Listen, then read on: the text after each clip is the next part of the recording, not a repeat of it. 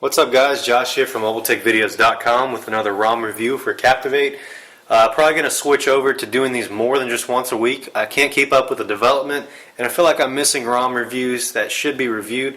I want to go ahead and up the ante on that and do a little more per week. It seems to be a popular segment, and whatever you guys like, I'm here to produce it. So, without further ado, this is Cognition 3.01 ROM review. I've got Serendipity coming up as well, so you guys be on the lookout for that. I've been talking with Mike about getting that taken care of, and he launched it a little quicker than I was expecting, and so that is coming probably tonight or tomorrow. So be on the lookout for that. So anyways, we've got Cognition 2.3 Beta 8 and Cognition 3.0. Let's go ahead and turn the phones on. Alright, that's a pretty good head-to-head turn on. We've got the typical AT&T boot screen, splash screen at the beginning. Followed by that, we're going to see a new Cognition screen for the boot screen. Both ROMs support boot animation.zip, so no worries if you want to change that up. Obviously, the big news is Cognition 3.0 is based on the JL1 source. That's the Canadian-based Rogers firmware that just released for Samsung, and it is the actual officially released Samsung firmware. So right away we see that we've got the pane glass, and it's way quicker on the boot from 2.3 Beta 8 versus the Android stock lock for the horizontal unlocking for Beta 8 versus the 3.0 on the right. Both ROMs are right out of the box. All we've added is Advanced Task Killer, Dinamark NeoCore, and LinPack for Android to do some baseline testing. As mentioned, it's the JL1 source for the 3.0, but it's also using the JL1 modem versus the JI6 modem on 2.3 Beta 8. Call it seat of the pants, call it crazy, but I do feel like it's a lot more stable on the network side of things. I feel like text messages send faster and a couple other little things that I've seen. In addition to this, as mentioned, we've got the boot speed advantage on the JL1 for 3.0. I'm not sure what to attribute for this. Probably there's some slight kernel tweaking. We no longer get the JTEC Lee by the kernel source on 3.0 versus 2.3 Beta 8. We saw the JTEC Lee from the leaked firmware. So there's probably a little bit of kernel enhancement to attribute for this. You'll notice that as time goes by, I've got a personal Captivate with over 150 apps, and you still appreciate the boot speed. As you can tell, it's still quicker even though it's really bogged up with apps. In addition to this, we've got all the Canadian-based settings have been kind of Americanized. They've changed the locale to US-based. Anything that would indicate American type of, Canadian-based features have been kind of ported over to American settings. The 3.0 boosts Super Curio's lag fix with custom clockwork mod recovery. So anyone that knows of Super Curio's work, it's great stuff. And we've always appreciated the work from both DG and him. Obviously, we've mentioned the lock screen differences. DG says that he may be working on getting the 4 unlock screen mod ported into the 3.0, hopefully in the form of an update.zip rather than a ROM, but we'll see.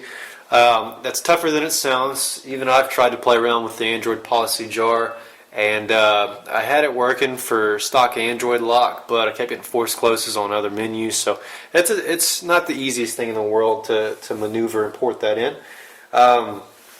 You'll notice that both phones still support the extended power menu, so you'll still have all the same options for that. That's probably something you're never going to not see in DG ROMs or custom ROMs. Obviously, the haptic feedback works on both phones. Full haptic for all 4 buttons. The lighting on both works. As we touch the screen, the lighting lit up there, the lighting lit up on this one. So we see the lighting works on both phones as well, so that's good. One thing to note is the dialers for each ROM are a little different. On 3.0, we've got the extra button for text versus that not being there, and you had the voicemail button on 2.3 Beta 8. If you're like me and you use visual voicemail, that button's not that important to you, so it's probably more advantageous to have the text message button, so you can type out a number and choose text instead, because that's happened to me before when I type out a number to get a contact pulled up and I realize, damn it, I can't text. I've got to go back and start this over from an SMS prompt or something else. So that may be of an advantage to you. So if we go back home, one cool little feature that they've added in 3.0 is the notification menu is very fast. There's no slow pull down. It pretty much goes with the speed of your hand. There's no, whereas on this one you'd see that slight, like, it kind of does more of a mechanical feel, and you got that delay like that, so it's not as fast, whereas this one's a lot faster. So I do like that. You may like that too. One thing to discuss is natively out of the box you get 2 extra applications on the 3.0 side. You've got Car Home as well as Voice Dialer. Those apps don't exist on the 2.3 Beta 8 side. We're sporting the 3D scrolling for the app drawer on both ROMs. Obviously animations are in effect for both ROMs, so as you go in and out of screens you'll see that take place. Another thing to mention is that the SMS appears to be fixed on 3.0, and what I mean by that is if anyone's had these phones for a while, you've noticed that chronologically in an SMS thread that these things don't necessarily post correctly.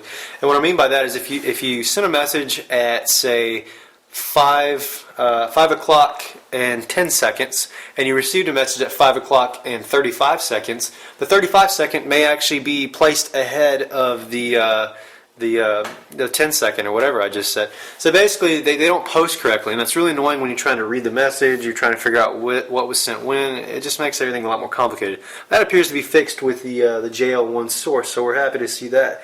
And for all you other people, you may be able to rob the mms.apk from the system folder for that to port into your work. I'm not sure if it's going to work out like you want it to, but you could do that probably. As far as bugs go, the only bug noted is the no Bluetooth voice dialing. Not a big deal, but if you are dependent, you may want to second guess this change. Firebird 2 kernel is available for 3.0. You could use it with another modem for HSUPA support, so you get the ultra fast upload speed. So you could do that if you want. We're running the stock kernel, as mentioned. One other thing to note, neither one of those phones have SIM cards, but on this phone I wanted to display the fact that it does have the option for 2G, 3G switching. So if we went to wireless and network, mobile networks, and network mode, we get the option for 2G and 3G. That's very, very nice to see. i9000 ROMs have had it a lot, but these ROMs have been known to not have that. And it's especially annoying when you're in the middle, like where my house is, where you don't have very good 2G or 3G reception. They keep switching off and on, and it happens during phone call, you lose everything. So that's a couple of changes to note. In the applications setting, we'll notice that we have 2 new options for 3.0. We got 4 there, 6 here. We've got new buttons for Samsung apps, so we could change that. I'm guessing Samsung may be pushing over-the-air applications nowadays. I'm not sure, but that's what that looks like. And you could choose between Wi-Fi and packet data for 3G, 2G, as well as the unknown sources button that everyone has seen. One thing to also note is if you go into display, you'll notice that the screen lockout for the screen timeout has actually been downsized from up to 30 minutes on previous ROMs to just 10 minutes. Not probably a big deal for most people, but you can always use a stay awake widget, but just note that change.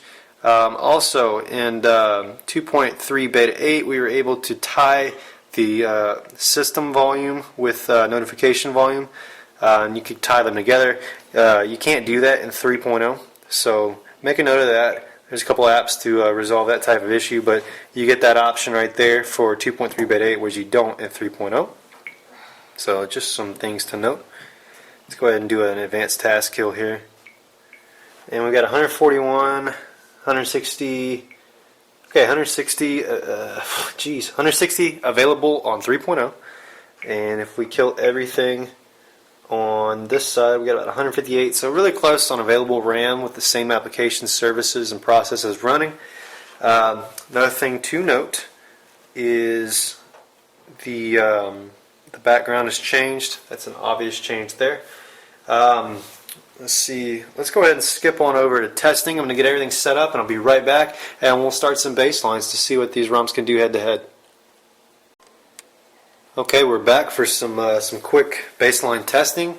One thing to note is that the new swipe is available on 3.0, whereas Beta 8 did not have that. The default is swipe for the keyboard on 3.0, whereas the default Samsung for 2.3 Beta 8. So let's go ahead and get involved and do some testing here. We'll start out with a LinPack and run our benchmarks for both phones.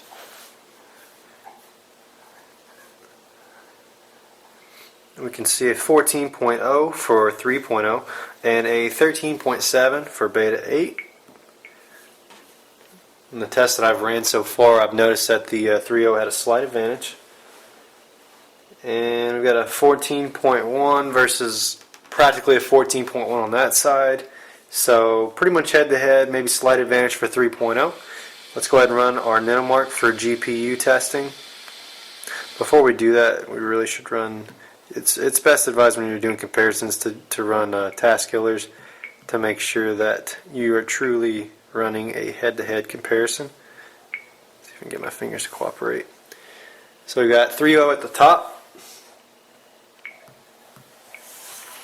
Of course, I never seem to get that correctly.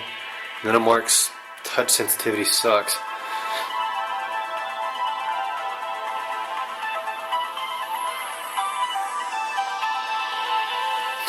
But in general, the GPU will not change too much for any of these ROMs. You're going to see about 55 point something on any ROM. There's not a whole lot of GPU tweaking going on right now.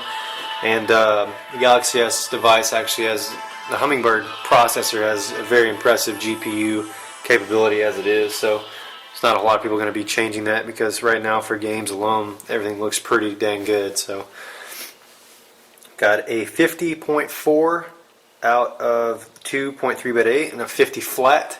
The 55s are actually what you're going to see in NeoCore. That's what it was. So just about the same, slight advantage for Beta 8 in this test. I've seen it go both ways.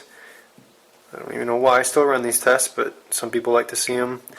And without even doing a task killer, we're going to go ahead and run NeoCore.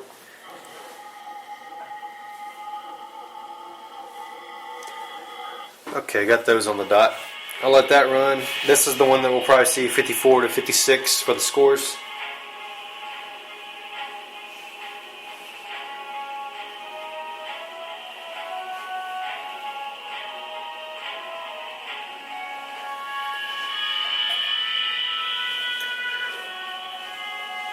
Capacitive buttons are still working for both phones. All the haptic feedback works for both phones. The dialer has haptic feedback for 3.0. If you're having any problems with the capacitive buttons lighting up, I suggest you try the Guardian Bob mod.